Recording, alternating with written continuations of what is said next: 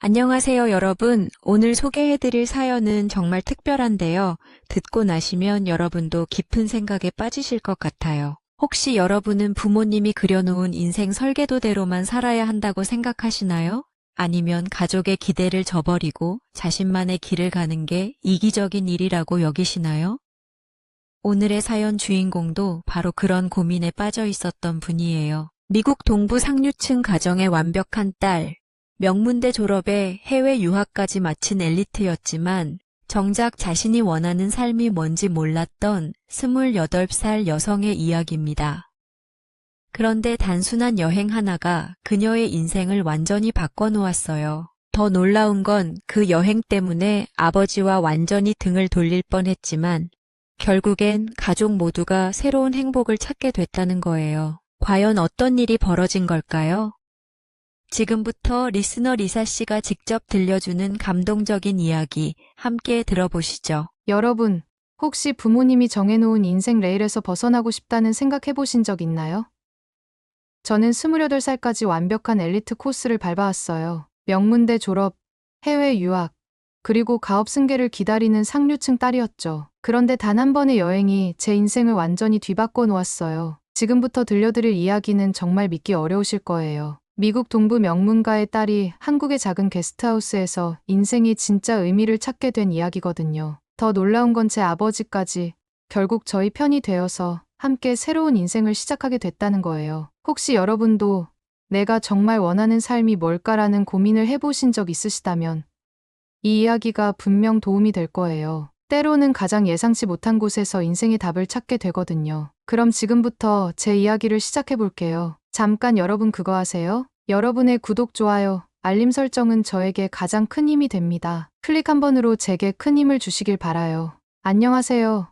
저는 리사 하워드입니다. 아마 많은 분들이 하워드라는 성씨를 들어보셨을 거예요. 네, 맞습니다. 미국 동부 코네티컷주에서 100년 넘게 이어져 온 그 하워드 가문의 장녀가 바로 저예요. 저희 집은 정말 전형적인 미국 상류층 가정이었어요. 뉴헤이븐에 있는 저희 저택은 19세기에 지어진 빅토리아 양식의 건물로 마당만 해도 축구장 2개 크기였거든요. 아버지 로렌스 하워드는 하워드 앤 선즈라는 수제 가구 브랜드의 3대째 대표세요. 할아버지 때부터 시작해서 지금은 미국 전역의 고급 호텔과 부유층들이 저희 가구를 찾을 정도로 유명한 브랜드가 됐어요. 어릴 때부터 아버지는 항상 말씀하셨죠. 리사야, 너는 언젠가 이 모든 걸 물려받을 거다. 하워드 가문의 전통을 이어가는 건 내 숙명이야. 저는 그런 아버지의 기대에 부응하려고 정말 열심히 살았어요. 예일 대학교 건축학과에 입학해서 수석으로 졸업했고 그 후에는 이탈리아 밀라노로 유학을 가서 인테리어 디자인을 전공했습니다. 유럽의 고전적인 아름다움과 현대적인 감각을 배우라는 아버지의 뜻이었거든요. 밀라노에서의 3년은 정말 값진 시간이었어요. 르네상스 시대의 거장들이 만든 작품들을 직접 보며 공부하고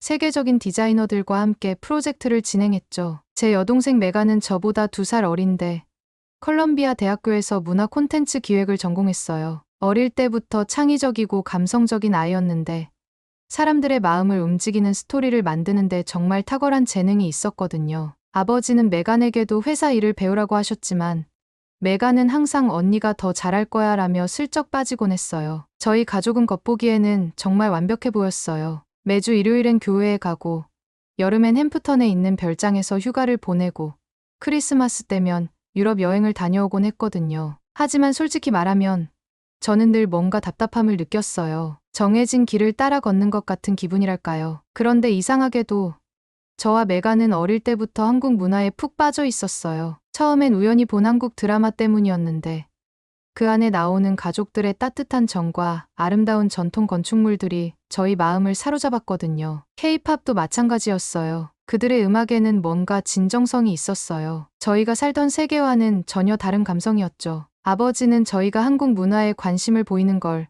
그냥 일시적인 호기심 정도로 생각하셨어요. 애들이 뭘 알겠어. 잠깐 신기해하는 거지라고 말씀하시곤 했죠. 하지만 저희의 관심은 점점 더 깊어져 갔어요. 한국어도 독학으로 배웠고 한국의 역사와 건축에 대해서도 공부했거든요. 이탈리아에서 돌아온 후 저는 아버지 회사에서 디자인 팀장으로 일하기 시작했어요. 처음엔 정말 열심히 했어요. 저만의 스타일로 새로운 가구 라인을 기획하고 젊은 고객층을 타겟으로 한 마케팅 전략도 세웠죠. 하지만 시간이 지날수록 뭔가 만족스럽지 않았어요. 아름다운 가구를 만들고는 있지만 그게 정말 사람들의 삶을 행복하게 만드는 건지 의문이 들었거든요. 그러던 어느 날 메간이 저에게 제안했어요. 언니, 우리 한국 여행 가지 않을래? 지금까지 화면으로만 봤던 그곳을 직접 가서 보자고. 처음엔 망설였어요. 회사 일도 바빴고 아버지가 뭐라고 하실지도 걱정됐거든요. 하지만 메간의 간절한 눈빛을 보니 저도 모르게 마음이 움직였어요. 아버지에게 한국 여행 계획을 말씀드렸을 때의 반응은 정말 예상 그대로였어요. 한국, 거기 가서 뭘 하겠다는 거냐?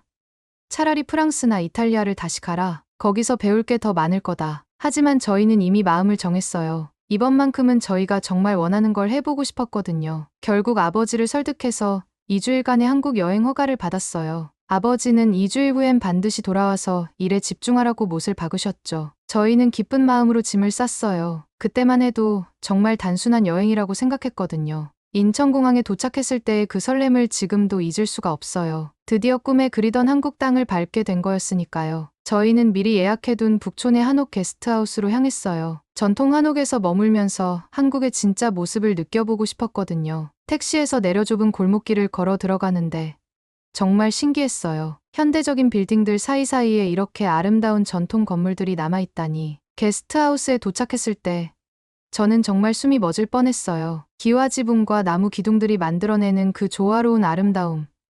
그리고 마당에 심어진 작은 나무들까지. 이건 제가 지금까지 봐왔던 어떤 건축물과도 달랐어요. 그날 밤, 저희 방에서 바라본 서울의 야경은 정말 환상적이었어요. 전통과 현대가 어우러진 그 모습을 보면서 저는 문득 이런 생각이 들었어요. 내가 정말 찾고 있던 게 바로 이런 게 아닐까?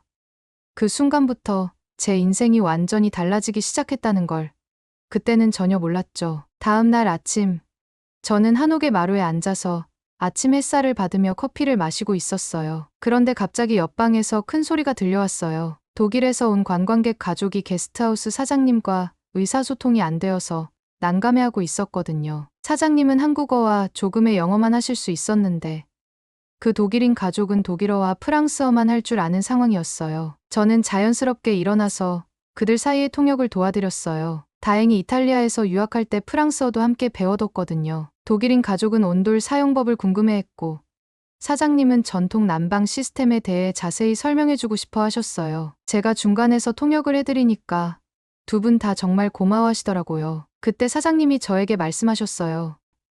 정말 고마워요. 이런 일이 자주 있는데 매번 곤란했거든요. 혹시 괜찮으시다면 며칠만 도와주실 수 있을까요? 처음엔 그냥 도움을 드리는 정도였는데 점점 게스트하우스 일에 깊이 관여하게 됐어요. 며칠 후에는 아예 프런트 데스크에서 체크인을 도와드리고 외국인 손님들에게 서울 관광 코스를 추천해드리기도 했어요. 그런데 이상한 게 이런 일들이 전혀 힘들지 않았어요. 오히려 너무 즐거웠거든요. 각기 다른 나라에서 온 사람들이 한국의 아름다움을 발견하고 감탄하는 모습을 보면서 저도 모르게 뿌듯한 마음이 들었어요. 특히 기억에 남는 건 일본에서 온 할머니 한 분이었어요. 그분은 젊은 시절 한국 전쟁 때 힘든 기억이 있으셨는데 손자와 함께 한국을 다시 방문하신 거였어요. 처음엔 조심스러워 하시더니 한옥의 따뜻한 분위기와 사장님의 친절함에 점점 마음을 여시더라고요. 마지막 날에는 눈물을 흘리시면서 이제야 진짜 한국을 알 것 같다고 말씀하시는 거예요. 그때 저는 깨달았어요. 공간이라는 게 단순히 아름다운 것만으로는 부족하다는 거요. 사람들의 마음을 어루만지고 상처를 치유하고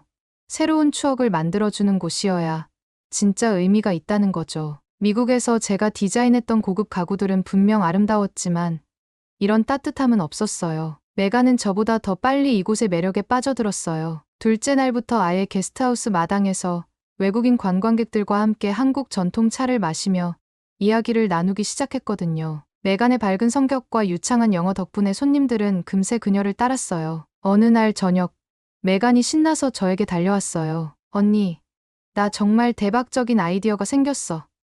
메간은 게스트하우스에서 한국 전통 문화 체험 프로그램을 기획하고 싶다고 했어요. 단순히 잠만 자고 가는 게 아니라 한복 입기, 전통차 마시기, 서예 배우기 같은 체험을 통해서 한국 문화를 진짜로 느낄 수 있게 해주자는 거였죠. 사장님도 메간의 아이디어에 정말 열광하셨어요. 그런 프로그램이 있다면 우리 게스트하우스가 정말 특별해질 것 같아요. 그래서 저희는 본격적으로 준비에 들어갔어요. 저는 공간 디자인을, 메가는 프로그램 기획을 맡았죠. 첫 번째 체험 프로그램을 준비하면서 저는 한옥의 구조를 자세히 살펴보게 됐어요. 처음에는 단순히 아름답다고만 생각했는데 알고 보니 정말 과학적이고 철학적인 건축물이었어요. 자연과 인간이 조화를 이루도록 설계된 공간 배치, 계절의 변화를 고려한 처마의 각도, 사람의 심리를 안정시키는 마당의 크기까지 모든 게 깊은 의미가 있었거든요. 저는 게스트하우스의 빈 방 하나를 작은 전시 공간으로 꾸몄어요. 한옥 건축의 원리를 외국인들이 쉽게 이해할 수 있도록 모형과 설명 패널을 만들었죠. 그리고 손님들이 직접 한지를 이용해서 소품을 만들 수 있는 체험 코너도 만들었어요. 메간이 기획한 첫 번째 문화 체험 프로그램이 열린 날,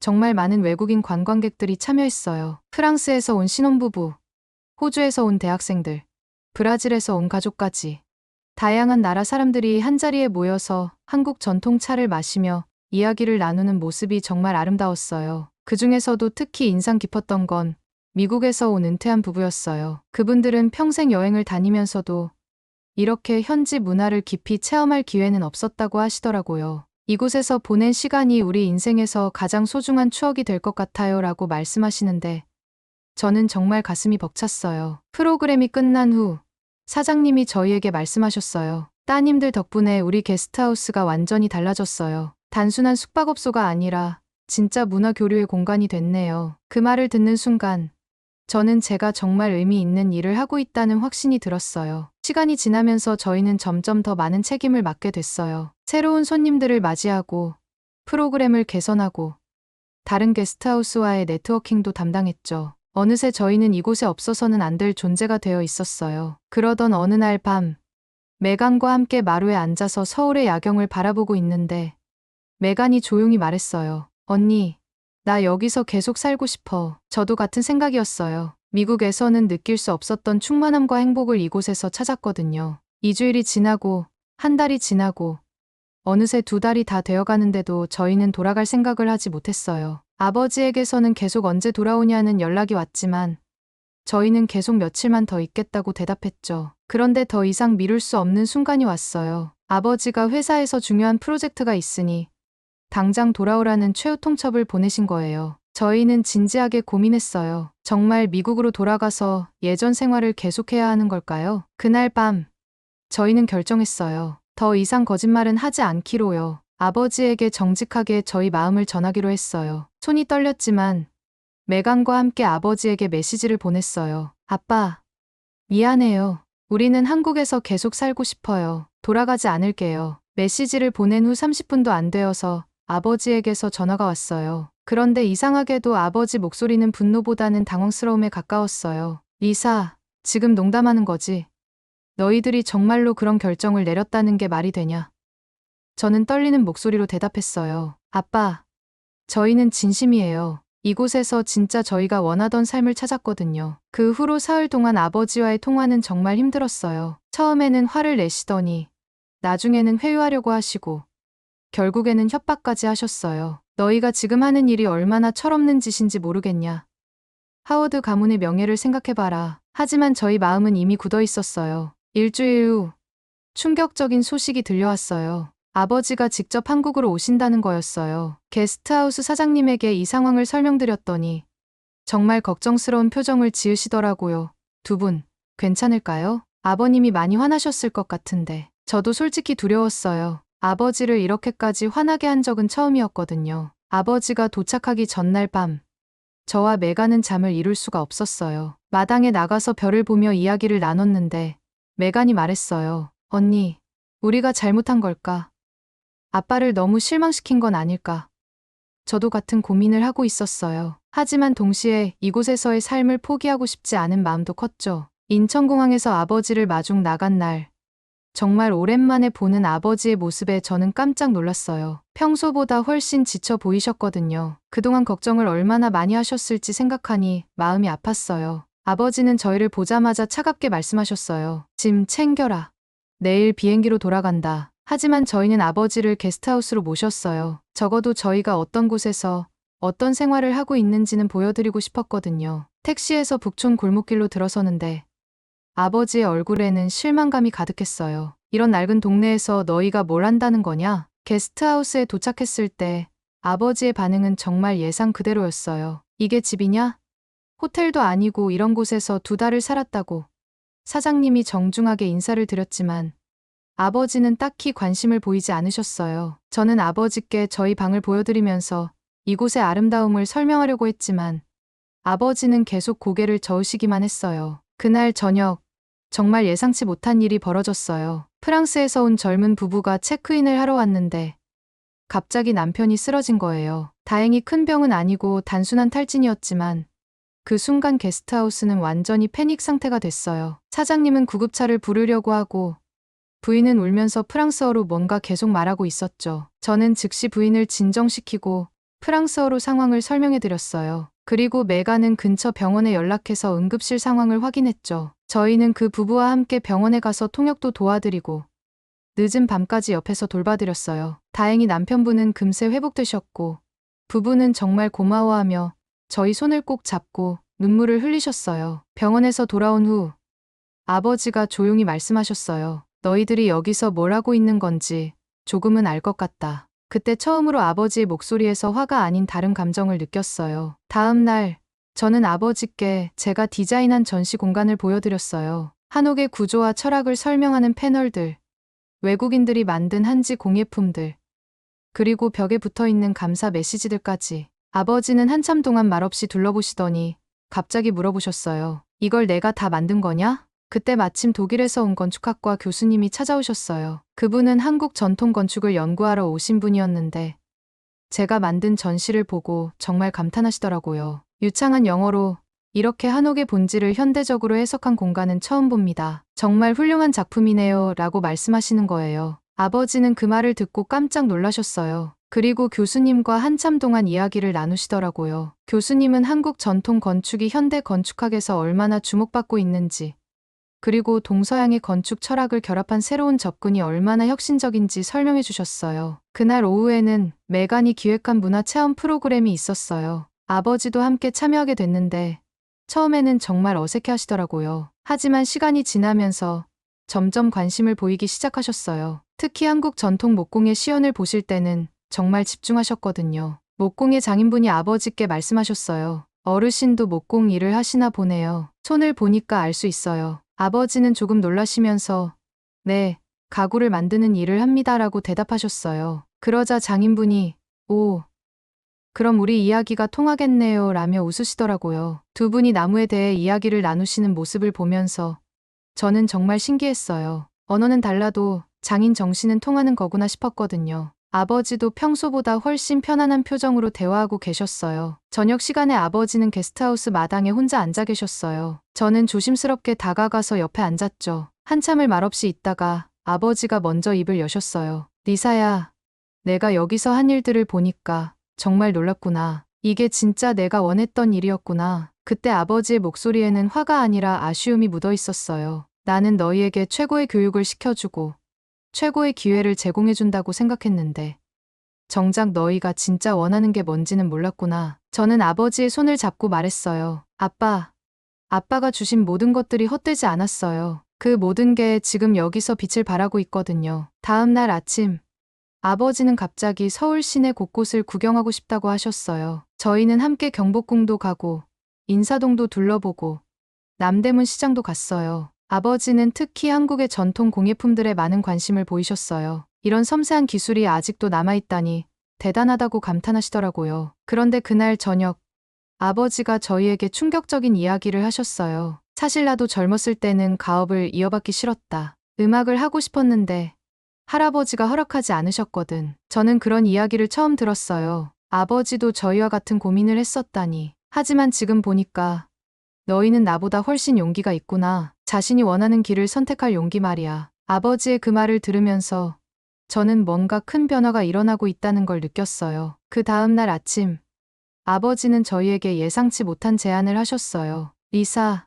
메간, 나와 함께 회사 이야기를 좀 해보자. 저희는 또 미국으로 돌아가라는 말씀을 하실 줄 알았는데 아버지의 표정은 전혀 달랐어요. 오히려 진지하면서도 흥미로운 눈빛이었거든요. 아버지는 게스트하우스 마당에 앉아서 천천히 말씀하기 시작하셨어요. 내가 어젯밤에 많은 생각을 해봤다. 너희들이 여기서 하고 있는 일을 보면서 깨달은 게 있어. 저는 가슴이 두근거렸어요. 무슨 말씀을 하실지 전혀 예상이 안 됐거든요. 하워드 앤 선즈는 100년 넘게 같은 방식으로 가구를 만들어 왔다. 하지만 세상은 변하고 있어. 사람들이 원하는 것도 달라지고 있고. 아버지는 잠시 멈추시더니 저를 바라보며 말씀하셨어요. 내가 여기서 만든 공간을 보니까 가구가 단순히 물건이 아니라 사람들의 감정과 추억을 담는 그릇이라는 걸 다시 깨달았다. 그때 메간이 조심스럽게 물어봤어요. 그럼 아빠는 저희가 여기 있는 걸 반대하지 않으시는 거예요? 아버지는 씁쓸하게 웃으시며 대답하셨어요. 반대? 오히려 너희들이 나보다 앞서가고 있는 것 같은데. 그날 오후 정말 놀라운 일이 벌어졌어요. 아버지가 갑자기 나도 이 게스트하우스에서 며칠 더 머물러 보겠다고 하신 거예요. 그리고 저희가 하는 일을 직접 도우시겠다고 하셨어요. 처음에는 사장님도 당황하셨지만 아버지의 진심 어린 부탁에 흔쾌히 허락해 주셨죠. 아버지가 게스트하우스 일을 도우시는 모습은 정말 신기했어요. 미국에서는 항상 정장을 입고 계시던 분이 편안한 옷을 입고 마당을 쓸고 계시는 모습이라니. 그런데 더 놀라운 건 아버지가 그 일을 정말 즐거워하신다는 거였어요. 이틀 후 캐나다에서 온 가족이 체크인을 했는데 그 가족의 12살 된 아들이 아버지에게 관심을 보였어요. 아이가 영어로 할아버지는 뭐 하는 사람이에요? 라고 물어보니까 아버지가 나는 나무로 가구를 만드는 사람이란다라고 대답하셨어요. 그 아이가 와, 정말요? 그럼 의자도 만들 수 있어요? 라고 신나게 물어보자 아버지는 물론이지. 내가 원한다면 작은 의자 하나 만들어줄 수도 있어 라고 말씀하셨어요. 그 순간 아이의 눈이 정말 반짝였어요. 다음 날부터 아버지는 그 아이와 함께 작은 목공 프로젝트를 시작하셨어요. 근처 목재상에서 나무를 사오셔서 아이 크기에 맞는 작은 의자를 만들기 시작한 거예요. 아이는 매일 아침 일찍 일어나서 아버지를 찾아왔고 아버지도 정말 즐거워하시며 아이에게 나무 다루는 법을 가르쳐 주셨어요. 그 모습을 보면서 저는 깨달았어요. 아버지가 진짜 좋아하시는 건 돈을 버는 것도 명예를 얻는 것도 아니라 사람들에게 기쁨을 주는 거구나 하고요. 그 캐나다 아이가 완성된 의자에 앉아서 활짝 웃는 모습을 보실 때 아버지의 얼굴에 떠오른 미소는 정말 잊을 수가 없어요. 일주일이 지나고 정말 예상치 못한 전화가 왔어요. 사장님의 형님이 미국에서 전화를 걸어오신 거였어요. 알고 보니 형님은 로스앤젤레스에서 한국문화센터를 운영하고 계셨는데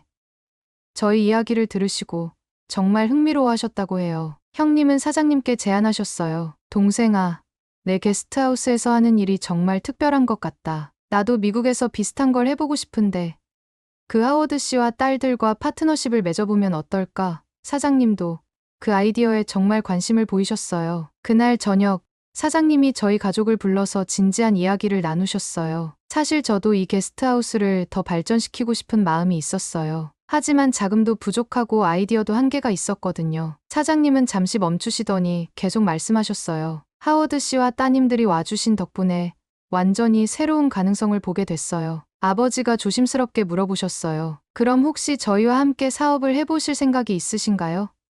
사장님은 웃으시며 고개를 끄덕이셨어요. 물론이죠. 하지만 조건이 있어요. 이곳의 전통과 정신은 그대로 유지해야 해요. 그리고 모든 결정은 함께 상의해서 내려야 하고요. 그렇게 해서 정말 특별한 파트너십이 시작됐어요. 사장님이 이 게스트하우스의 대표로 남으시고 아버지는 투자자 겸 가구 디자인 총괄을, 저는 공간 디자인을, 메가는 문화 프로그램 기획을 맡게 된 거예요. 첫 번째 프로젝트는 게스트하우스의 한 방을 완전히 새롭게 꾸미는 거였어요. 하지만 이번엔 무작정 바꾸는 게 아니라 정말 신중하게 계획했어요. 사장님과 함께 한옥의 전통을 최대한 살리면서도 현대적인 편의를 더하는 방향으로 설계했죠. 리모델링 과정에서 정말 많은 일들이 있었어요. 한국의 전통 목공 기법을 배우기 위해 아버지는 인사동의 목공예 장인을 찾아가셨고 저는 한옥 건축 전문가와 함께 공간의 본래 의미를 해치지 않는 선에서 디자인을 수정해 나갔어요. 가장 기억에 남는 건 바닥 공사를 할 때였어요. 전통 온돌 방식을 유지하면서도 현대적인 가구가 어울리도록 하는 게 정말 어려웠거든요. 며칠 동안 고민하던 중 한국 장인분이 제안해 주신 절충안이 정말 훌륭했어요. 전통 방식은 그대로 두고 그 위에 아버지가 특별히 제작한 가구들을 배치하는 거였죠. 석 달 후 드디어 첫 번째 완성된 방을 공개했어요. 미국의 클래식한 우아함과 한국의 자연스러운 따뜻함이 완벽하게 조화를 이룬 공간이었어요. 그 방에 머문 첫 번째 손님은 프랑스에서 온 젊은 작가였는데 이런 곳에서 지내본 적이 없다며 일주일 내내 감탄하더라고요. 입소문이 나면서 예약이 늘어나기 시작했어요. 특히 건축이나 디자인에 관심 있는 사람들이 많이 찾아왔어요. 어떤 일본 건축가는 동서양의 미학이 충돌하지 않고 조화를 이룬다는 게 정말 놀랍다고 평가해 주셨어요. 반년이 지나자 사장님이 새로운 제안을 하셨어요. 이제 다른 방들도 하나씩 바꿔나가면 어떨까요? 각각 다른 컨셉으로 말이에요. 저희도 그 아이디어에 찬성했어요. 이번엔 한국 전통과 북유럽 스타일을 결합한 방을 만들어 보기로 했죠. 1년이 지난 지금 저희 게스트하우스는 완전히 달라졌어요. 5개의 방이 각각 다른 테마로 꾸며져 있고 매 방마다 다른 나라 사람들이 머물면서 문화 교류를 하고 있어요. 사장님은 꿈만 같다고 하시며 정말 행복해하세요. 아버지도 한국에 정착하기로 결정하셨어요. 미국 본사는 전문 경영인에게 맡기시고 이곳에서 새로운 인생 2막을 시작하신 거예요. 평생 비즈니스만 생각하며 살았는데 이제서야 진짜 의미 있는 일을 하는 것 같다고 말씀하시더라고요. 메가는 이제 한국어도 꽤 유창하게 하고 한국 문화에 대한 이해도 깊어졌어요. 얼마 전에는 한국관광공사에서 외국인 관광객을 위한 문화체험 프로그램 개발 자문을 요청받기도 했어요. 어제 저희 게스트하우스에 특별한 손님이 오셨어요. 미국에서 온 건축학과 교수님이었는데 저희 이야기를 논문으로 쓰고 싶다고 하시더라고요. 문화 간 융합을 통한 새로운 공간 창조의 사례라는 제목으로요. 그분이 말씀하시길 여러분이 한 일은 단순히 인테리어 디자인이 아니라 문화 외교예요. 서로 다른 문화가 어떻게 아름답게 만날 수 있는지 보여주는 살아있는 교과서조라고 하시더라고요. 지금 저희가 하는 일은 단순히 숙박업이 아니에요. 세계 각국에서 온 사람들이 한국의 아름다움을 발견하고 동시에 자신의 문화도 나누는 소중한 공간을 만드는 일이에요. 하워드 가문의 전통은 이어졌어요. 다만 국경을 넘나들며 사람들의 마음을 잇는 훨씬 더 아름다운 방식으로요. 오늘의 이야기는 여기까지입니다. 오늘의 사연이 마음에 드셨다면 구독, 좋아요 부탁드리겠습니다. 소중한 시간 긴 이야기 끝까지 들어주셔서 진심으로 감사합니다. 앞으로도 더 좋은 사연으로 여러분을 찾아오겠습니다. 시청해 주셔서 감사합니다. 부모라면 누구나 아이가 멀리 떠날 때 그 마음을 아실 거예요. 특히 혼자서 낯선 나라로 떠날 때는 더욱 그렇죠. 저도 그랬어요. 21살 딸이 한국으로 교환학생을 간다고 했을 때 솔직히 말하면 반대했어요. 경찰관으로 25년을 살면서 세상의 어두운 면을 너무 많이 봤거든요. 그런데 어느 날 밤 딸에게서 온 사진 한 장이 제 모든 걸 바꿔놓았어요. 밤 12시에 혼자서 편의점에서 라면을 먹고 있는 딸의 모습이었죠. 그 순간 제 경찰관 본능이 작동했어요.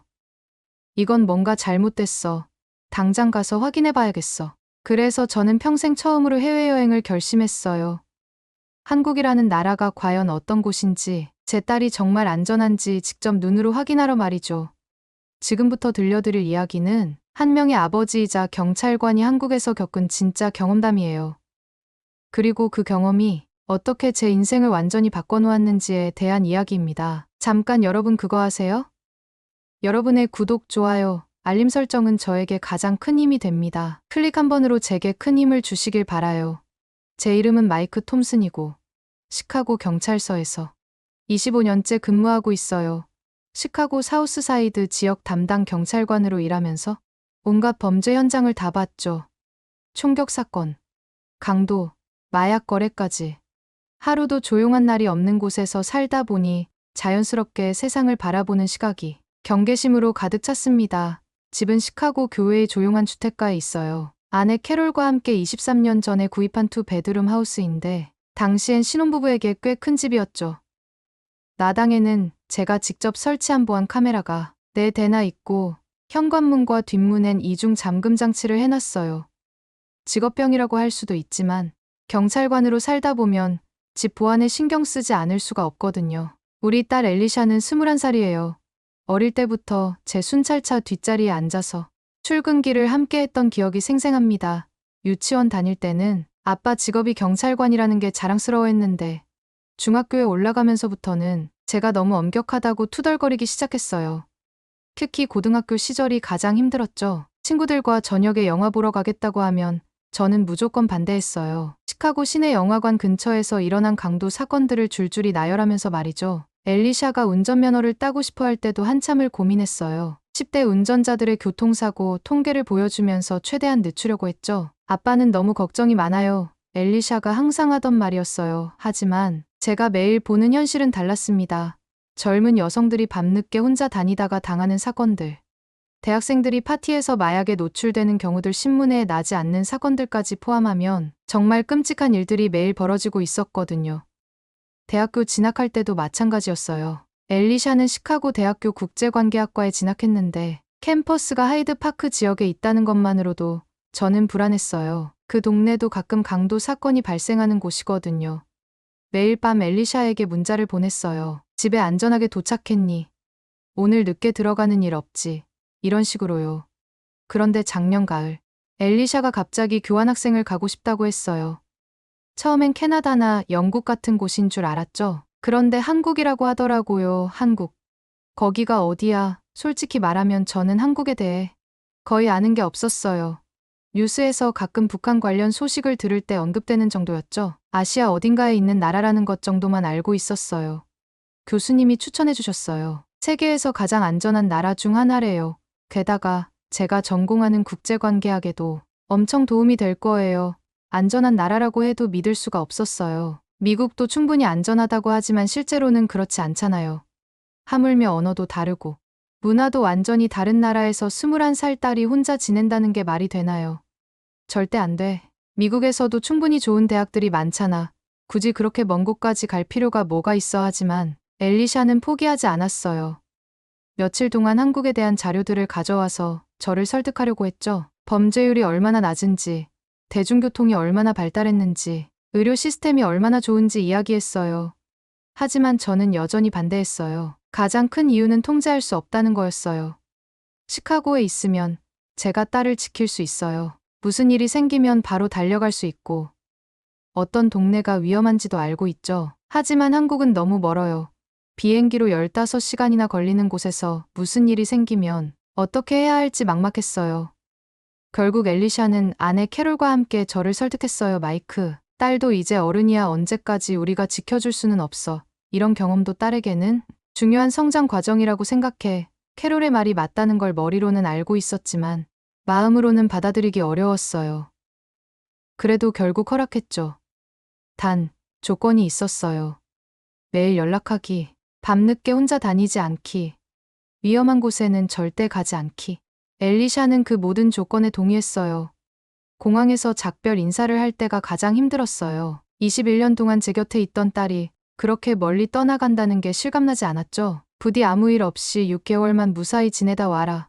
속으로 수십 번 기도했어요. 처음 몇 주는 괜찮았어요. 엘리샤가 매일 사진을 보내주고 영상통화도 자주 했거든요. 한국 음식 사진, 대학교 캠퍼스 사진, 새로 사귄 친구들과의 사진까지. 생각보다 잘 적응하고 있는 것 같아서 안심했죠. 그런데 그날 밤, 제 평온한 일상이 완전히 뒤바뀌었어요. 오후 근무를 마치고 집에 돌아와서 저녁을 먹고 있는데 핸드폰에서 메시지 알림이 울렸어요. 엘리샤에게서 온 사진이었는데 처음엔 그냥 일상적인 음식 사진인 줄 알았어요. 그런데 자세히 보니 뭔가 이상했어요.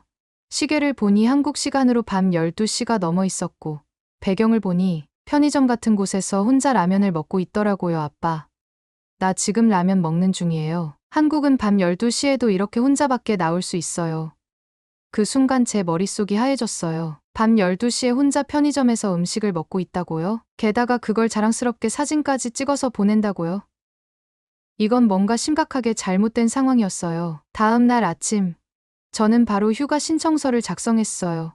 동료들은 제가 갑자기 한국에 간다고 하니까 모두 놀라더라고요. 마이크, 너 평생 시카고 밖으로 나간 적도 없으면서 갑자기 아시아까지 간다고? 하지만 저에게는 선택의 여지가 없었어요.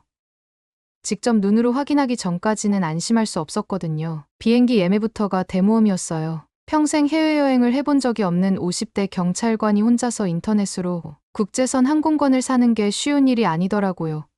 캐롤이 옆에서 도와줬지만 여권 준비부터 시작해서 온갖 절차가 복잡했어요. 정말 가야 하는 거야? 캐롤이 걱정스럽게 물었어요. 엘리샤한테 미리 말하지도 않고 갑자기 나타나면 깜짝 놀라지 않을까. 하지만 저는 이미 마음을 정했어요. 딸에게는 비밀로 하고 깜짝 방문하기로 했죠. 비행기 안에서 15시간 동안 계속 생각했어요. 한국이라는 나라가 정말 안전한 곳일까? 아니면 엘리샤가 저를 안심시키려고 좋은 면만 보여주는 걸까? 기내에서 한국 관련 다큐멘터리를 몇 개 봤는데 정말 깨끗하고 현대적인 모습이 나오더라고요. 하지만 여전히 반신반의했어요. 인천공항에 도착했을 때 첫 번째 충격을 받았어요. 공항이 정말 크고 깨끗했거든요. 시카고 오헤어 공항도 큰 편인데 인천공항은 그보다 훨씬 현대적이고 체계적으로 보였어요. 입국 심사를 받을 때도 직원들이 정말 친절하더라고요. 영어도 잘하고요.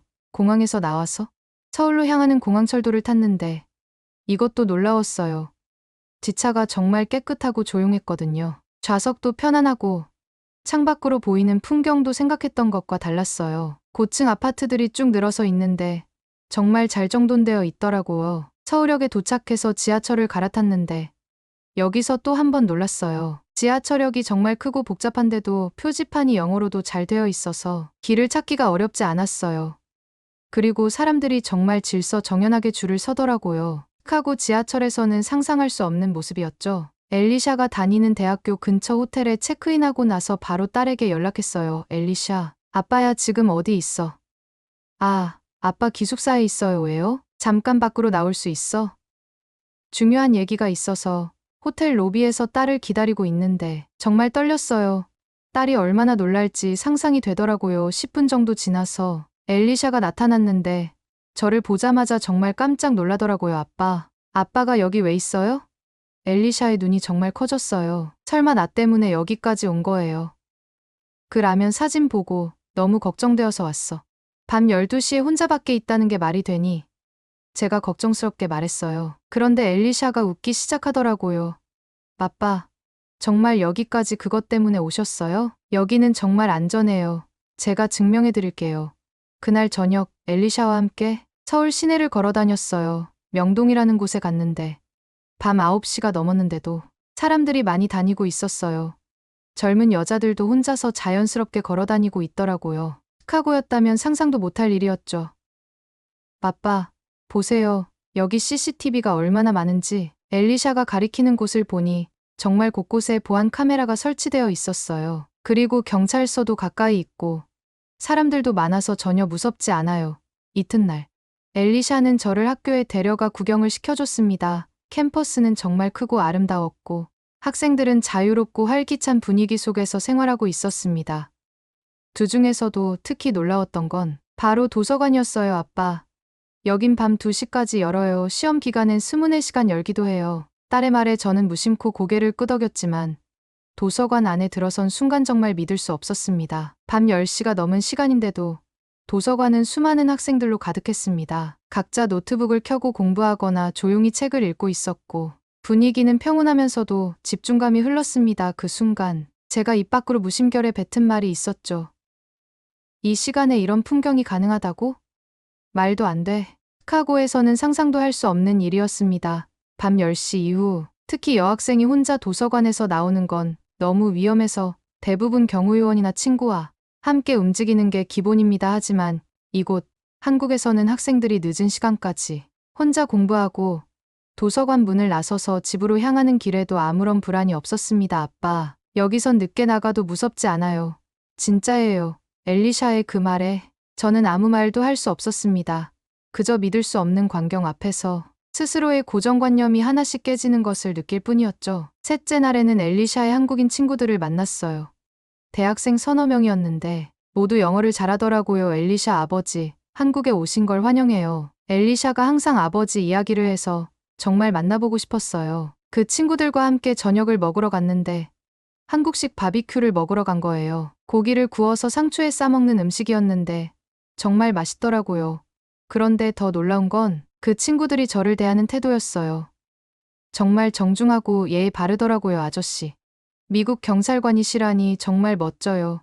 한국 드라마에서 본 것처럼 정말 총도 차고 다니세요? 호기심 가득한 질문들을 하면서도 정말 존중하는 마음이 느껴졌어요.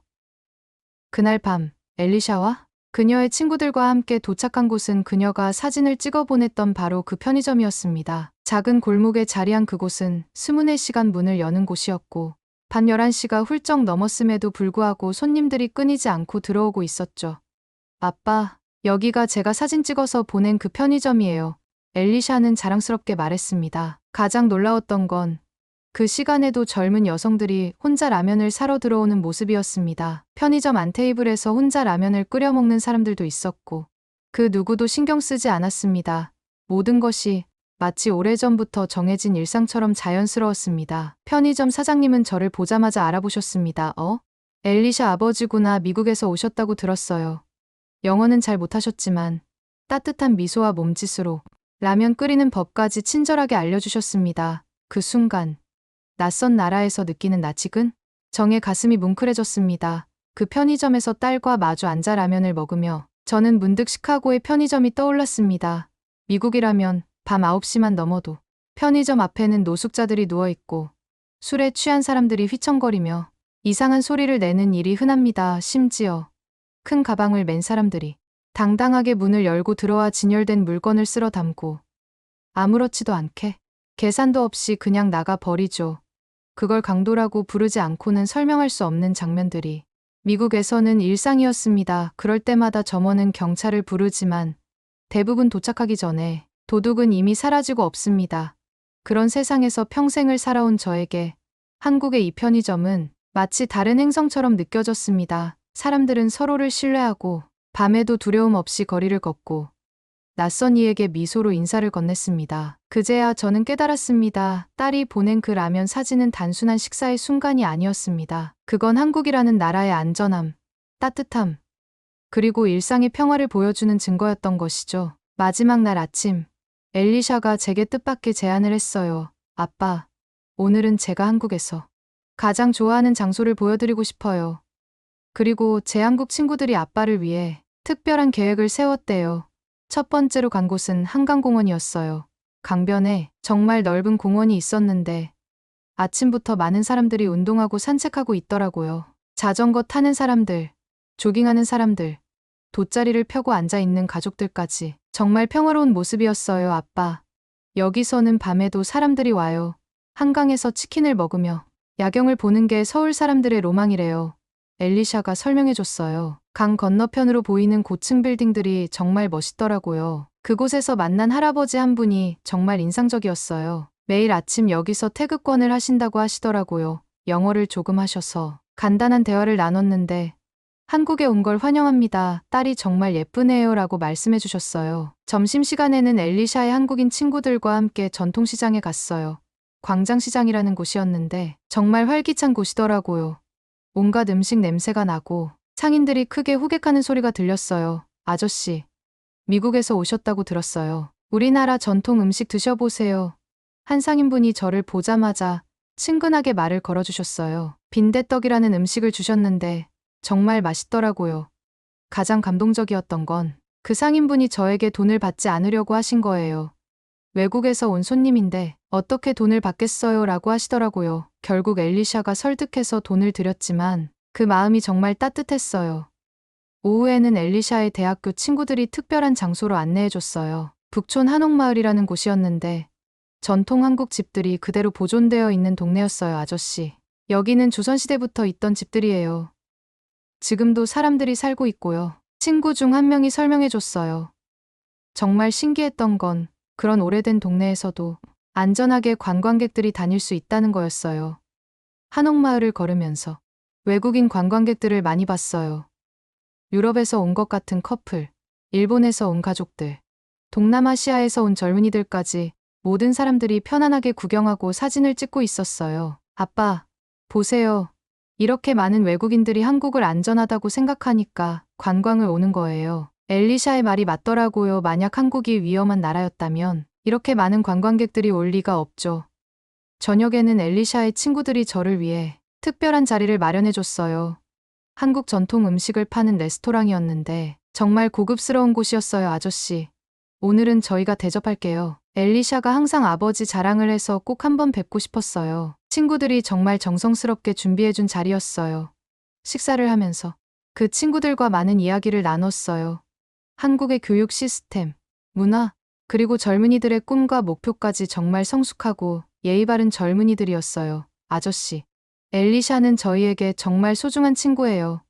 한국 생활에 잘 적응할 수 있도록 저희가 계속 도와드릴게요. 그 말을 들으니 정말 안심이 되더라고요. 식사 후에는 한강으로 다시 갔어요. 이번에는 밤 시간이었는데 낮과는 또 다른 아름다운 모습이었어요. 강변에 설치된 조명들이 물에 반사되어 정말 환상적이더라고요, 아빠. 여기서 한국의 마지막 밤을 보내요. 엘리샤와 함께 벤치에 앉아 야경을 바라봤어요. 많은 사람들이 산책하고 있었는데 밤 10시가 넘었는데도 전혀 위험하다는 느낌이 들지 않았어요. 그때 옆에서 기타를 치며 노래하는 젊은이들을 봤어요. 사람들이 자연스럽게 모여서 함께 노래를 듣고 있었어요. 정말 평화로운 모습이었죠. 아빠, 이게 제가 사랑하는 한국이에요. 사람들이 서로를 믿고 함께 어우러져 사는 곳이요. 그 순간 정말 많은 감정이 몰려왔어요. 일주일 전까지만 해도 저는 이 나라를 전혀 모르고 있었어요. 딸이 위험에 처했다고 생각하며 급하게 날아왔죠. 하지만 지금은 완전히 달라졌어요. 다음 날 공항에서 작별 인사를 할 때가 가장 감동적이었어요. 엘리샤의 친구들이 모두 나와서 저를 배웅해줬어요. 아저씨, 안전하게 가세요. 엘리샤 잘 돌봐드릴게요. 그때 친구들 중 한 명이 저에게 작은 상자를 건네줬어요. 아저씨, 이거 받으세요. 특별한 선물이에요. 열어보니 정말 아름다운 나전칠기 보석함이 들어있었어요. 검은 바탕에 자개가 섬세하게 박혀 있어서 반짝반짝 빛나더라고요. 이건 한국의 전통 공예품이에요. 나전칠기라고 해서 자개를 하나하나 손으로 붙여서 만드는 거예요. 아저씨께서 한국을 이해해 주셔서 정말 감사해서 준비했어요. 그 친구의 설명을 들으니 눈물이 날 것 같았어요. 이렇게 정성스러운 선물을 준비해 주다니요. 엘리샤도 눈물을 글썽이며 말했어요. 아빠, 이제 제가 여기서 행복하게 지내고 있다는 걸 아시죠? 걱정하지 마세요. 그래. 아빠가 너무 걱정이 많았구나. 한국은 정말 안전하고 아름다운 나라야. 내가 여기서 좋은 경험을 많이 하고 돌아와 비행기 안에서 시카고로 돌아가면서 그 나전칠기 보석함을 계속 바라봤어요. 자개가 빛에 반사되어 무지개처럼 반짝이는 모습이 정말 아름다웠어요. 제가 얼마나 편견을 가지고 있었는지, 그리고 세상에는 정말 다양한 모습이 있다는 걸 깨달았어요. 시카고에 도착해서 동료들에게 한국 이야기를 해줬더니 모두 놀라더라고요. 마이크, 내가 그렇게 극찬하는 나라가 있다니 믿을 수 없어. 하지만 저는 자신있게 말할 수 있었어요. 한국은 정말 특별한 나라야. 지금 엘리샤는 한국에서 남은 몇 개월을 보내고 있어요. 매일 보내오는 사진들을 볼 때마다 더 이상 걱정되지 않아요. 오히려 딸이 그런 좋은 환경에서 성장하고 있다는 게 자랑스러워요. 얼마 전에는 캐롤과 함께 다시 한국을 방문하기로 계획을 세웠어요. 이번에는 관광객으로 말이죠.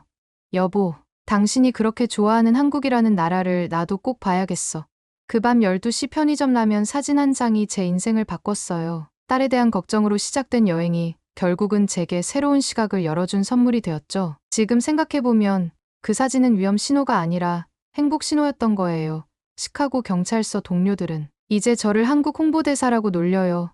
마이크, 또 한국 이야기 시작하는 거야? 하지만 저는 자랑스럽게 말해요. 너희도 가보면 알 거야. 정말 특별한 나라라고. 지난주에는 정말 놀라운 일이 있었어요. 제가 담당하는 지역에 한국에서 온 교환학생이 길을 잃고 헤매고 있더라고요. 그 학생을 도와주면서 간단한 한국어로 인사를 했더니 정말 놀라워하더라고요. 경찰관님이 한국어를 어떻게 아세요? 그 학생에게 제 이야기를 해주니까 정말 감동해하더라고요. 한국을 그렇게 좋아해 주셔서 감사해요. 제가 부모님께 이 이야기 꼭 전해드릴게요. 엘리샤는 이제 한국에서 돌아와서 시카고 대학교에서 한국학을 부전공으로 추가했어요. 아빠 덕분에 한국에 대해 더 깊이 알고 싶어졌어요. 딸의 말을 들으니 정말 뿌듯하더라고요. 요즘 저희 집 거실에는 그 나전칠기 보석함이 가장 잘 보이는 곳에 놓여 있어요. 손님들이 오면 항상 물어보죠. 이거 정말 예쁘네요. 어디서 났어요? 그러면 저는 자랑스럽게 한국 이야기를 시작해요. 엘리샤가 보낸 마지막 메시지가 생각나요. 아빠, 한국에 와줘서 고마워요. 덕분에 아빠도 제가 얼마나 행복한지 알게 되었죠. 사랑해요. 내년 여름에는 정말로 캐롤과 함께 한국을 다시 방문할 예정이에요.